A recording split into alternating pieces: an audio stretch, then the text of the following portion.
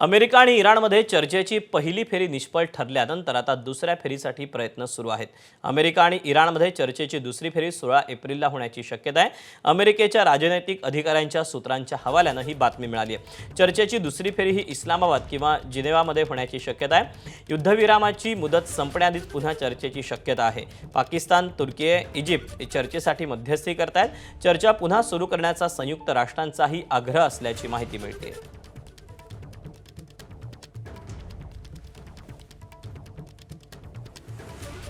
पाकिस्तानचे पंतप्रधान शहबाज शरीफ, आसिम मुनीर आणि डॉक्टर इशाक दार उद्या इराण अमेरिकेच्या चर्चेच्या पार्श्वभूमीवर सौदी अरेबियाला जाणार आहेत आणि त्यानंतर ते सौदी अरेबियाहून कतार आणि शेवटी तुर्कीला जातील। मिळालेल्या माहितीनुसार शहबाज शरीफ या 3 देशांचा दौरा करून इराण आणि अमेरिका यांच्यातील दुसऱ्या फेरीच्या चर्चेबाबत संवाद साधणार आहेत।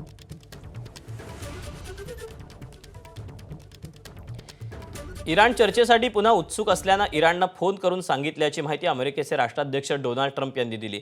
इराण चर्चेसाठी पुन्हा तयार असल्याचं ट्रम्प म्हणाले। इराण अमेरिकेसोबत करार करण्यासाठी उत्सुक असल्याचा ट्रम्प यांनी दावा केलाय। इराण सर्व अटींवर सहमत नाही झालं तर करार होणार नाहीत असंही त्यांनी म्हटलंय। इराणजवळ कधीच आण्विक हत्यारं राहणार नाहीत अशी प्रतिक्रियाही ट्रम्प यांनी दिली। एबीपी माझा, उघडा डोळे बघा नीट।